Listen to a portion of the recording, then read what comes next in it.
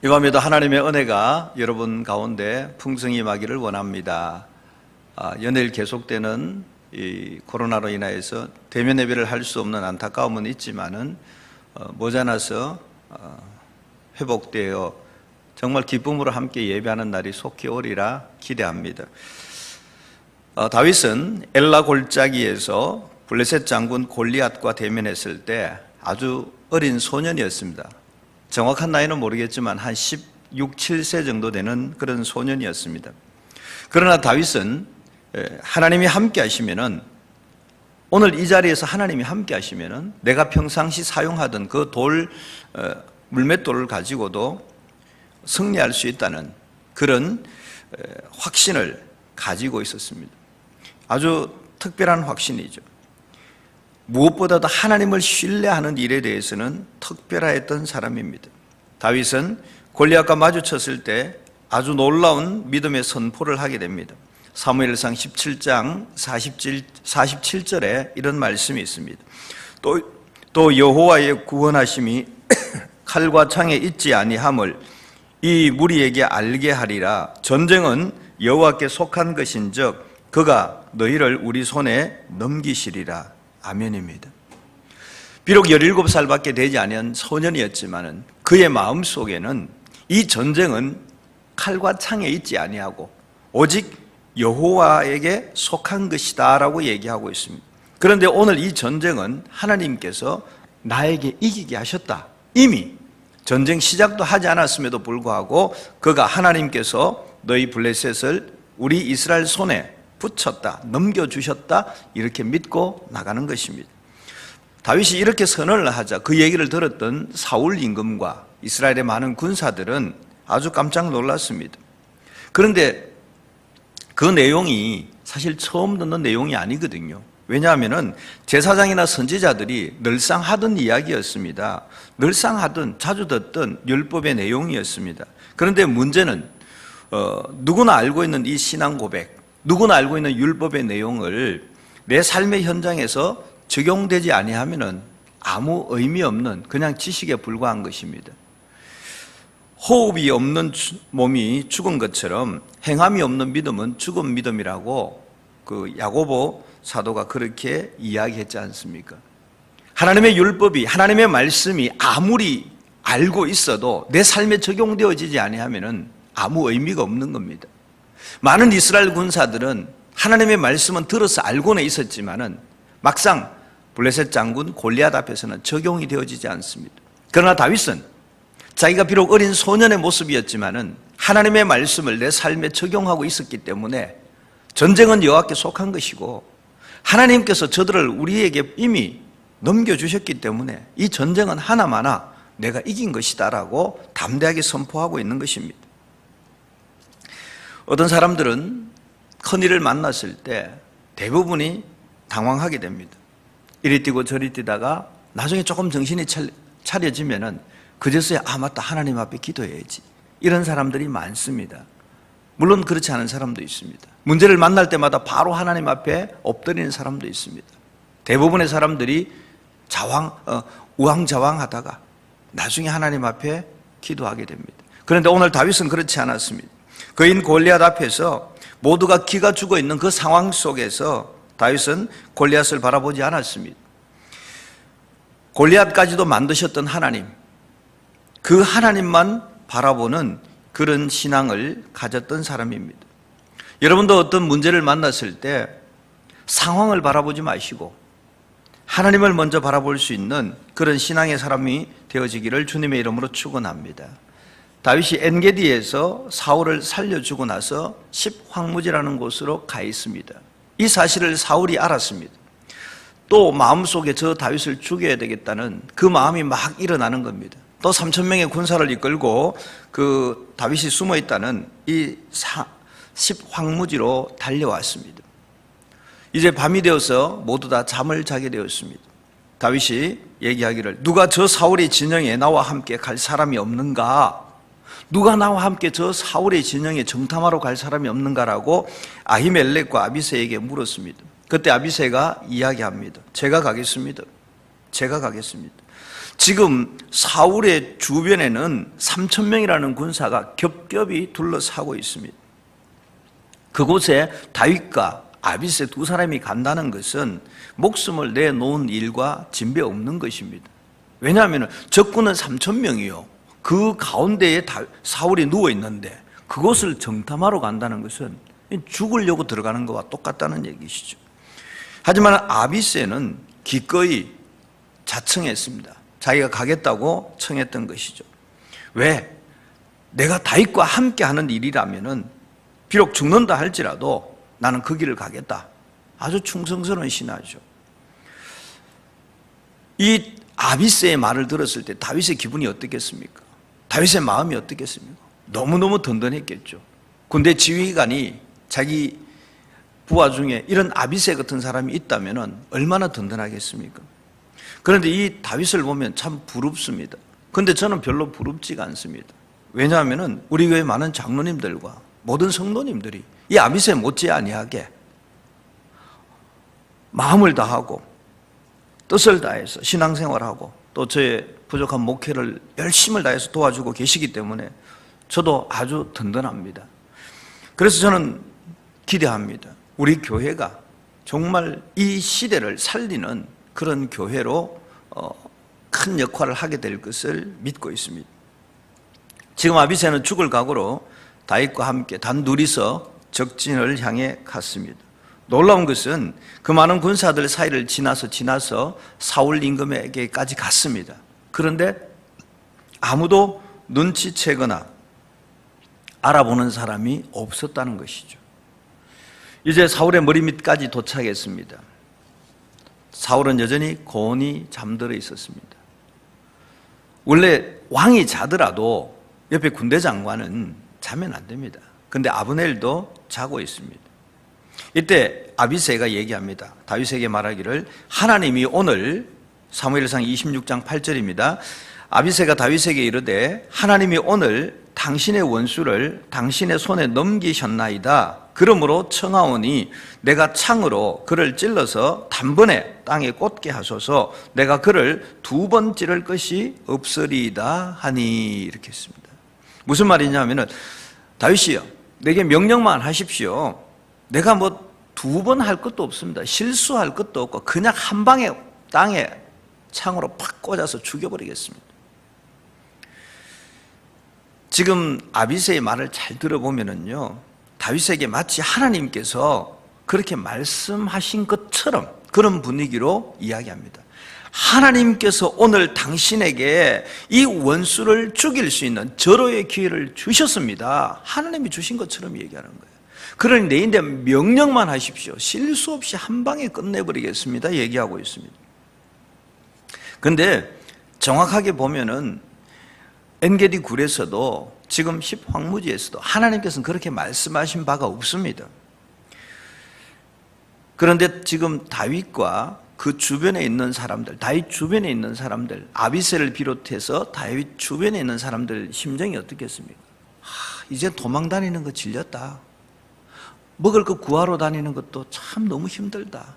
이제는 이런 것 좀 그만했으면 좋겠다. 그만할 수 있는 방법이 있어요. 어떻게 해요? 눈앞에 있는 사울을 죽여버리면 돼요. 그래서 아비새가 다윗에게 말하기를 하나님께서 오늘 절호의 찬스 기회를 주셨으니 내게 말씀만 하십시오. 내가 끝내버리겠습니다. 이렇게 얘기하고 있는 것입니다. 이 아비새를 비롯한 사람들은 자신들의 희망이죠. 이 사울을 죽임으로써 우리가 도망 신세를 끝낼 수 있다는 자기의 희망을 담아서 하나님께서 마치 말씀하신 것과 같이 다윗에게 지금 말하고 있는 것입니다. 26장 9절에 보면은 그 말을 들은 다윗이 대답합니다.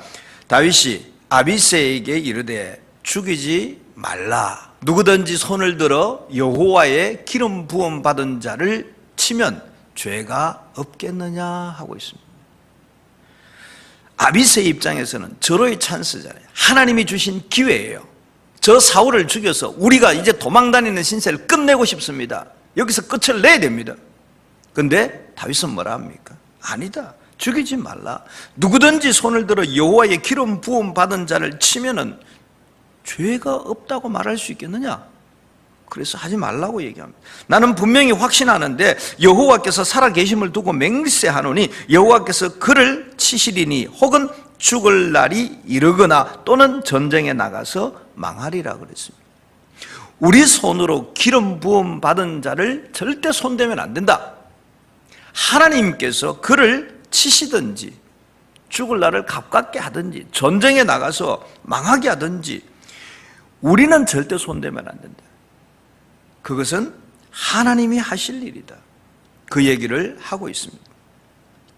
여기서 우리는 다윗에게 놀라운 점 하나를 발견하게 되는데 그것이 뭐냐면은 하나님을 향한 그의 신앙 고백 안에는 분명한 자신의 신앙의 기준이 있다는 거예요.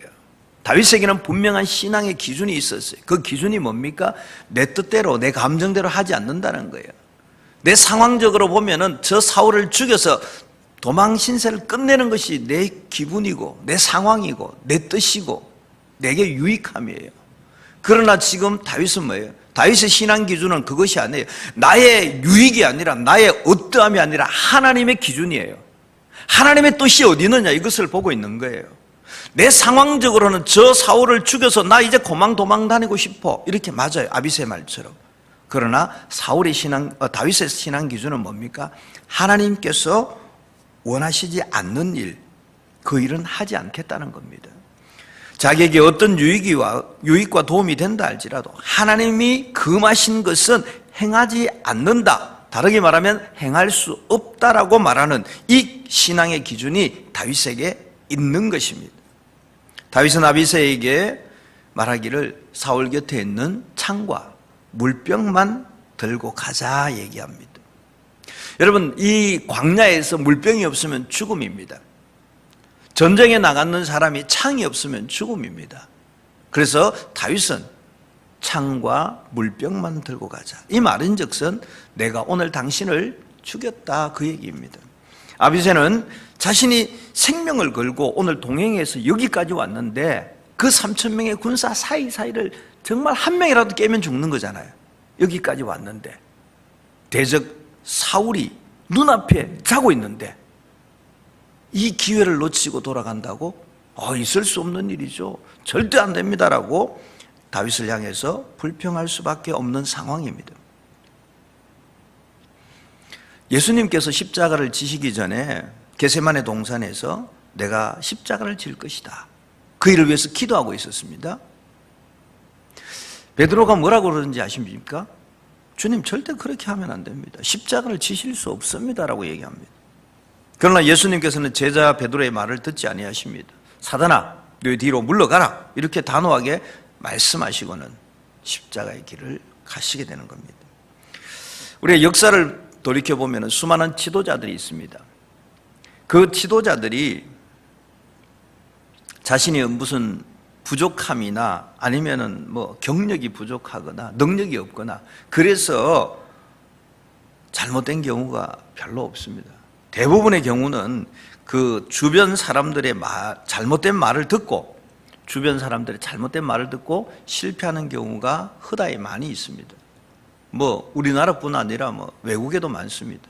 우리가 제일 쉽게 이야기하면은 우리나라의 건국 대통령 이승만 대통령이요. 그는 상당한 전략가입니다.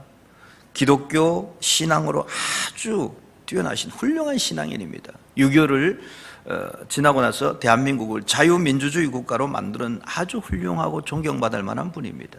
그러나 그 주변의 사람들의 욕심에 의해서 그 욕심의 말을 듣고 삼선개헌을 하지 않습니까? 그래서 그 삼선개헌으로 인해서 그동안 쌓아두었던 모든 치적들을 잃어버리고 마는 안타까운 일을 우리가 알고 있습니다. 정말 우리가 어렵게 살았습니다. 잘 살아보세요. 우리 박정희 대통령께서 경제개발 5개년 계획을 통해서 우리나라를 정말 잘 살게 만들었습니다. 너무너무 위대하신 분입니다. 그런데 그 주변에 있는 사람들이 유신개헌을 하자고, 유신통치를 하자고 해서 그 말에 그냥 또 유신이라는 것을 함으로 말미암아 그동안 쌓았던 좋은 업적들을 상실하고 마는 것을 보게 됩니다. 우리는 다윗을 보면서 그가 다른 지도자와 다른 점이 있다는 것을 우리가 발견하게 되는데 그것이 뭐냐 하면은 하나님이 원하신다면은 하나님이 원하신다면은 그 무엇이든지 할 수 있는 사람이고, 하나님이 원하지 아니하는 일이라면은 아무리 척건에서 권면을 한다 할지라도, 유혹을 한다 할지라도 다윗은 안 돼라고 단호하게 얘기하는 사람입니다. 다윗이 계속해서 강성할 수 있었던 것은 뭐냐 하면은 그의 순수한 신앙 기준이 있었기 때문에 그렇습니다. 여러분, 순수하다는 것은요, 연약함이 아닙니다. 순수한 것이 오히려 강하게 되는 것입니다. 아비새는 참 아쉬웠습니다. 이 절호의 기회를 놓치고 가는 것이 아쉬웠습니다. 그러나 다윗의 명령을 따를 수밖에 없었습니다. 그래서 그는 창과 물병만 가지고 나왔습니다. 그런데 문제는 12절에 있습니다. 여러분, 12절을 한번 보도록 하겠습니다. 다윗이 사울의 머리 곁에서 창과 물병을 가지고 떠나가되 아무도 보거나 눈치채지 못하고 깨어있는 사람도 없었으니 이는 여호와께서 그들을 깊이 잠들게 하셨으므로 그들이 다 잠들어 그랬습니다. 여러분, 여기서 중요한 것이 있습니다. 지금 다윗은 인간적인 감정으로는 죽일 수 있어요. 끝을 내고 싶었어요.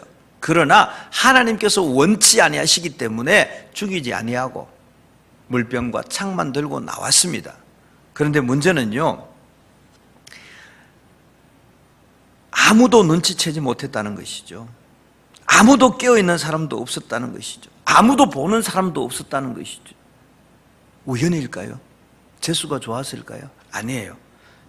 기자는 뭐라고 기록하고 있느냐 하면 여호와께서 그들을, 즉 사울과 그 모든 군사들을 깊이 잠들게 하셨으므로 그랬습니다. 즉 하나님께서 사울과 그 모든 사람들을 깊이 잠들게 했기 때문에 다윗과 아비새가 무사히 나올 수 있었습니다. 그러면 하나님께서는 왜 사울과 그 3,000명의 군사들을 다 깊이 잠들게 하셨을까요? 다윗이 하나님이 원하시는 대로 그렇게 행동하고 있지 않습니까? 아비새와 같은 자신의 신앙 기준이 아니라 다윗은 하나님을 중심으로 하는 신앙 기준을 가지고 있었기 때문에 그대로 했던 겁니다. 그렇게 할 때 하나님께서 그 다윗과 아비새의 길을 책임져 주시고 보호해 주신 겁니다. 그렇게 하기 위해서 그 모든 사람들을 깊이 잠들게 했던 것입니다. 사랑하는 성도 여러분, 많은 사람들은 하나님의 기적을 우연이라고 말하는 사람들이 있습니다. 지난번 엔게디에 다윗이 숨어 있을 때 사울이 하필이면 그 굴에 들어왔잖아요. 우리나라 산을 생각하면 굴이 한두 개밖에 없으니까 충분히 그럴 수 있다고 생각합니다. 여러분, 엔게디라는 지역을 가면 굴이 너무너무 많습니다. 수백 개가 있습니다. 우연이 아닙니다. 하나님의 계획하심입니다. 지금 다윗과 아비새가 지금 사울의 군대가 겹겹이 진을 치고 있는 곳에 들어갔다가 나오는데 3,000명이 하나도 깨지 아니하고 보지도 아니하고 알지도 못하고 다 자고 있는 이 사실이 우연일까요? 아닙니다. 하나님께서 다 그들을 잠들게 하셨다는 것이죠. 깊이 잠들게 하셨다는 것입니다. 다윗이 아무리 위대해도, 아비새가 아무리 작전에 능하다 할지라도, 그들이 아무리 조심조심 나온다 할지라도, 여러분, 말이 3,000명이지 3,000명 중에 누가 깨어도 깨어 있습니다. 그리고 군인은 다 자는 법이 없습니다. 보초를 서고, 또 개중에는 또 혹시 자다가 일어나서 오줌 들어가는 사람도 있습니다. 누가 깨도 깨야 됩니다. 그런데 하나님께서는 한 명도 남김없이 깊이 잠들게 하셨습니다. 이것은 뭐냐 하면은 하나님의 섭리라는 겁니다. 하나님의 일하심이라는 것이죠. 우리가 신앙의 기준을 올바르게 가지고 하나님의 중심의 신앙을 가지고 올바르게 살아갈 때 하나님께서는 다윗의 모든 대적들을 다 깊이 잠들게 만들어주시는 그런 일을 하나님이 하시는 것을 보게 됩니다. 하나님이 일하실 때 보면은요, 깊이 잠들게 하는 사건이 창세기 하나 나옵니다.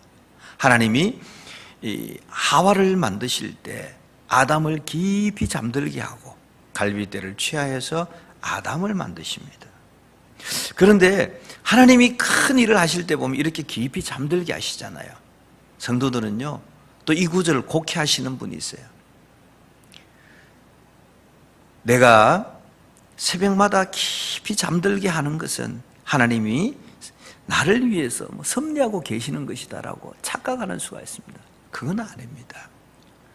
하나님께서는요, 다윗의 중심을 보시고 사울과 그의 군사들로 하여금 깊이 잠들게 하신 줄 믿습니다. 우리도 신앙생활할 때 하나님의 중심의 신앙생활, 하나님 중심의 그 신앙 기준을 갖고 살아갈 때 하나님께서는 우리의 모든 대적들을 깊이 잠들게 만들어 주실 줄 믿습니다. 사랑하는 성도 여러분, 오늘 우리는 이 사건을 보면서 어떤 상황에서든지 하나님의 뜻에 어긋나는 말이나 행동을 하지 않는 것이 얼마나 중요한지를 깨달을 수 있게 됩니다. 여러분의 신앙의 기준은 어떤 것입니까? 각자마다 신앙의 기준이 다 다를 수 있습니다. 그러나 지금까지는 내 나름의 기준으로 살아왔다 할지라도, 내 나름의 신앙 기준으로 신앙생활 해왔다 할지라도, 오늘 우리는 다윗이 가졌던 그 하나님을 중심으로 하는 신앙 기준, 하나님 뜻에 맞는 신앙 기준, 하나님이 원하시는 신앙 기준, 이런 하나님 중심으로 하는 신앙 기준으로 우리의 신앙의 기준을 삼아야 할 것입니다. 하나님이 원하시는 일이라면은 내가 좀 손해가 된다 할지라도 할 수 있는 신앙 기준이 있어야 됩니다. 내게 이익되는 일이 있다 할지라도 하나님이 기뻐하지 아니하신다면은 우리는 포기할 수 있는 그런 신앙의 기준도 있어야 합니다. 또 하나님께서 기뻐하시는 일이라면은 나의 삶조차도 내려놓고 하나님의 뜻을 따라 살아갈 수 있는 그런 신앙의 기준이 분명한 믿음의 사람들이 되시기를 주님의 이름으로 축원합니다. 여러분 각자가 하나님의 영광을 위해서 살겠다고 하는 분명한 신앙의 기준이 있다면은 하나님께서는 여러분의 삶의 걸림돌이 되는 모든 대적들을 분명히 깊이 잠들게 하여서 여러분으로 하여금 넉넉하게 안전하게 살아가게 하여 주실 줄 믿습니다. 지금 다윗에게는 대적이 무려 3,000명이나 있습니다. 그러나 이 아무리 많은 3,000명의 대적이 있다 할지라도 별로 두려워할 일이 없습니다. 하나님이 막아주시면은 3,000명도 잠재우고 5,000명도 잠재울 수 있습니다. 10,000명도 가능합니다. 아니 얼마나 숫자가 온다 할지라도 하나님이 하시면은 다 가능합니다. 그래서 우리에게 대적의 숫자가 많느냐 적으냐 그것은 문제가 아닙니다. 내가 신앙의 기준을 하나님께로 두고 있느냐 그렇지 않느냐가 중요한 것입니다. 우리가 신앙의 기준을 하나님께로 두고 있으면은 하나님의 영광을 위해서 살아가게 되면은 하나님이 기적을 베풀어 주십니다. 이현우 정혜강 선교사가 있는 그곳에는 예수님을 싫어하는 사람들이 거의 다입니다. 그러나 그들이 하나님의 뜻에 충성하며 살겠다고 확실한 신앙 기준을 가지고 사역하는 그들에게 하나님께서는 그 많은 현지인들이 어쩌면 그들이 다 대적이 될 수도 있지 않습니까? 그러나 그 숫자는 별로 문제가 되지 않습니다. 아무리 많은 사람들이 예수 믿는 사람을 핍박하는 곳에 있다 할지라도 그들이 하나님의 중심의 신앙 기준을 가지고 살아갈 때에 하나님께서는 그들에게 현지인들을 붙여주셔서 불과 간지 얼마 안 됐잖아요. 그런데 벌써 3가정을 자기 집에 초대해서, 물론 한꺼번에는 아니에요. 따로 하나님께 예배할 수 있는 그런 놀라운 일을 허락해 주셨습니다. 주변에 있는 사람들이 놀랍니다. 우리는 1년이 지나도 그런 일을 못했는데 어떻게 오자마자 그런 일을 할 수 있느냐. 그렇습니다. 하나님 중심의 신앙의 기준을 가지고 있으면은 그 모든 대적들을 잠잠하게 하시고 오히려 함께 예배할 수 있는 영혼들을 붙여주시는 것을 우리가 보고 있습니다. 주님은 저와 여러분을 사랑하시기 때문에 여러분이 어디로 가든지 무엇을 하든지 눈동자같이 지켜주시고 인도해 주실 것을 믿습니다. 다윗은 하나님 앞에 이런 고백을 했습니다. 시편 23편 4절입니다. 내가 사망의 음침한 골짜기로 다닐지라도 해를 두려워하지 않을 것은 주께서 나와 함께 하심이라. 주의 지팡이와 막대기가 나를 안위하시나이다 라고 고백했습니다. 이 다윗의 고백이 오늘 저와 여러분의 삶의 자리에서 우리의 고백이 되어지기를 원합니다. 그래서 우리가 하나님을 중심으로 하는 분명한 신앙의 기준을 가지고 말씀대로 살아갈 때에 하나님은 모든 대적들을 잠잠하게 하시고 우리의 길들을 열어주실 줄 믿습니다. 사랑하는 성도 여러분, 우리가 신앙생활하고 우리가 살아가는 모든 일에 있어서 기준이 있어야 됩니다. 우리 신앙생활에 기준이 있어야 됩니다. 그 기준을 어디에 두느냐? 하나님 중심에 두는 겁니다. 내 상황이 아니라, 내 형편이 아니라, 내 감정이 아니라 하나님이 기뻐하시느냐, 기뻐하지 않느냐, 하나님이 원하시느냐, 원하시지 않느냐, 그곳에 기준을 두고 정말 하나님이 원하시는 일이라면은 내가 손해가 된다 할지라도, 나에게 어떤 위협이 온다 할지라도 우리는 그 일을 행하는 겁니다. 그리할 때에 하나님께서 내 모든 대적을 깊은 잠에 들게 하시고 넉넉하게 그곳을 빠져나올 수 있도록 하시는 그 하나님을 경험하게 될 줄 믿습니다. 기도하겠습니다. 자비로우신 하나님, 참으로 우리는 많은 유혹 속에 노출되어 살아갑니다. 이제 다윗처럼 분명한 신앙 고백을 가지고 유혹될 수밖에 없는 상황 속에서도 좌로나 우로나 치우치지 아니하며 하나님의 뜻을 실천하며 살아가기를 원합니다. 하나님께서 다윗을 기뻐하셨기에 그의 대적 사울과 모든 병사들을 깊이 잠들게 하신 줄 믿습니다.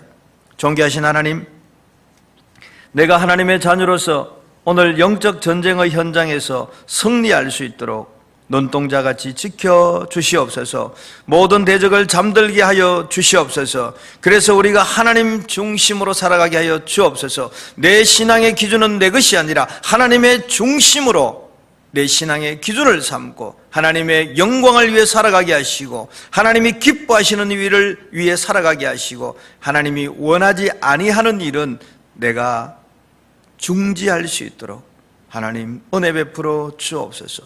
하나님께서 오늘도 우리 심령 가운데 말씀하십니다. 나는 이렇게 하기를 원한다. 하나님이 기뻐하시고 원하시는 일이라면 우리가 그 일에 주저하지 않는 그런 삶을 살아가게 하여 주옵소서. 우리의 신앙 기준이 날마다 하나님의 중심이 되게 하시고 하나님의 영광이 되게 하여 주옵소서. 예수님의 이름으로 기도드리옵나이다. 아멘.